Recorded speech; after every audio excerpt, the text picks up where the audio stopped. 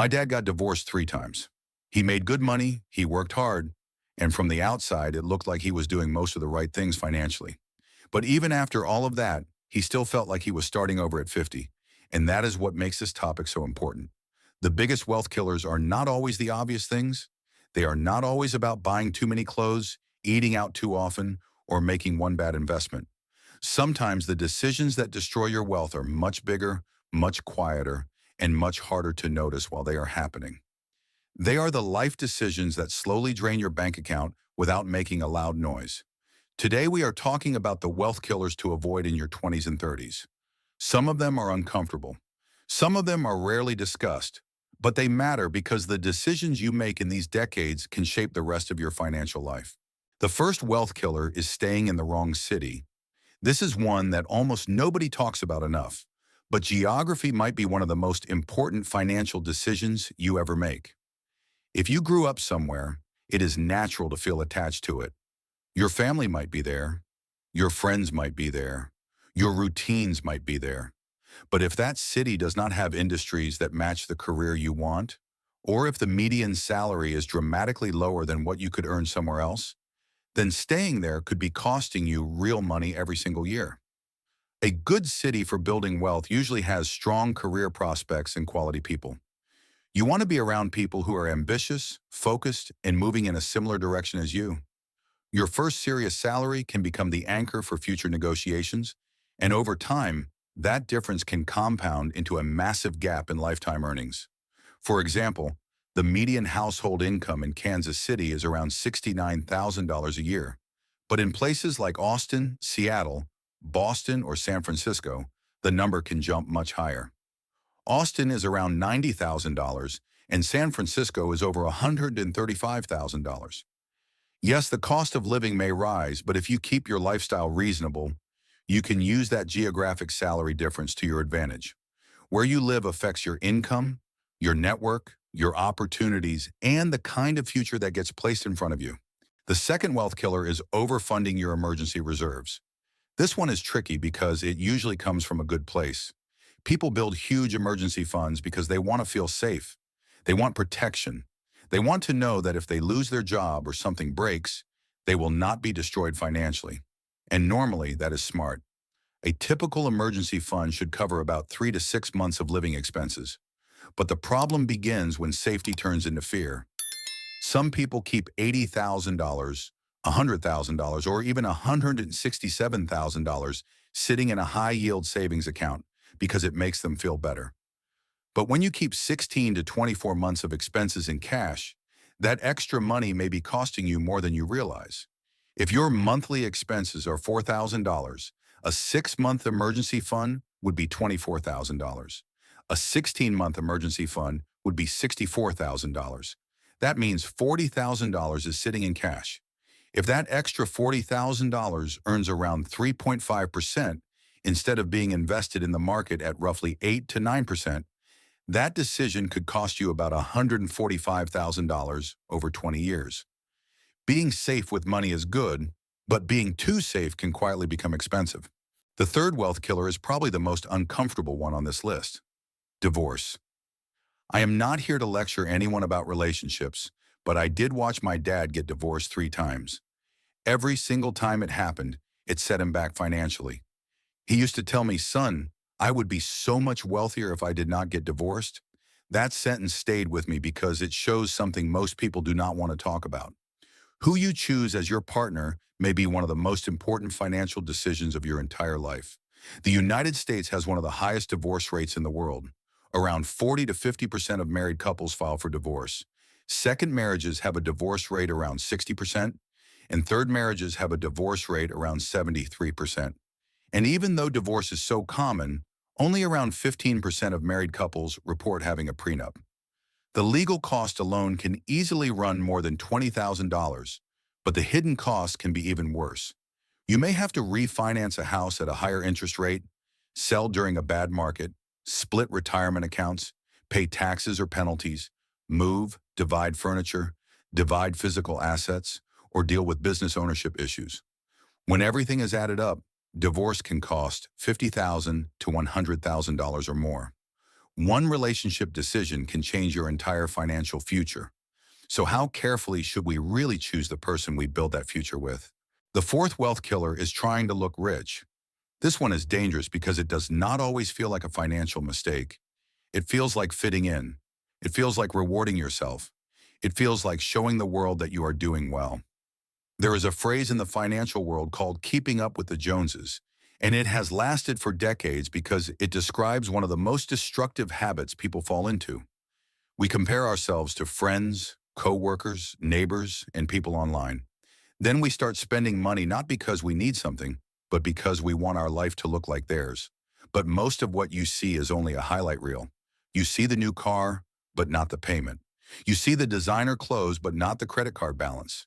You see the beautiful apartment on Instagram, but not that it might take 60% of someone's take-home pay.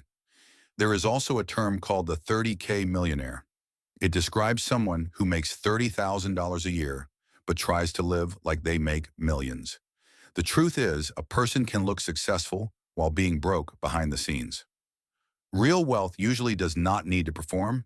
It is built by staying focused, living below your means, and not letting someone else's lifestyle destroy your own future. The fifth wealth killer is optimizing for salary instead of equity. This matters especially if you work for a startup, a public company, or any company that offers stock-based compensation. A lot of people focus only on base salary because salary is easy to understand. It shows up in your paycheck. It helps you pay rent. It gives you cash flow. So when someone chooses between higher salary with less equity or lower salary with more equity, many people choose the higher salary. That is understandable. But one good equity outcome can sometimes outperform an entire decade of salary. Of course, this depends on the company. Not everyone works for SpaceX, Google, or NVIDIA, and not every startup becomes successful. You have to do your due diligence. But equity gives you upside that salary alone cannot give you. Salary pays you for your time. Equity lets you participate in the growth of the company. The mistake is hearing a number like 10,000 shares and thinking it automatically means something. The real question is what percentage of the company those shares represent. If you own 0.1% of a company, and that company eventually sells or goes public for $100 million, that equity could be worth $100,000. The key is understanding what you are being offered before you trade long-term upside for short-term comfort. The sixth wealth killer is staying on the sidelines when it comes to investing. This trap sounds reasonable in the moment. People say they are waiting for the market to cool off, waiting for prices to come down, or waiting until things feel less uncertain. Emotionally, that makes sense. Nobody wants to invest right before the market drops. But the market does not send you a perfect invitation when it is time to get in. The best days often happen when people are still scared. There is a powerful example using $10,000 invested in the S&P 500 from 1996 to 2025. If you stayed fully invested, that money would have grown to over $192,000. But if you missed just the 10 best days, your gains would be 56% lower. If you missed the 20 best days, your gains would be 74% lower. If you missed the 30 best days, your gains would be 84% lower. Your portfolio growth is heavily influenced by a small number of strong market days, and nobody knows exactly when those days will happen. So unless you are close to retirement and need to preserve short-term wealth, it is often better to stay invested for the long run instead of trying to perfectly time the market. Are you protecting your money by staying on the sidelines? Or are you holding yourself back from the growth you say you want? The seventh wealth killer is sunk cost loyalty. This is when you stay at a job longer than you should because it feels comfortable, familiar, or safe. Maybe you like your coworkers. Maybe the system is easy. Maybe your boss is nice. Maybe the idea of starting somewhere new feels stressful. So you stay. At first, that may not seem like a problem, but loyalty becomes dangerous when the company is not rewarding you with meaningful growth. If you stay for years and only get 3 to 5% raises, your income may grow much slower than your market value.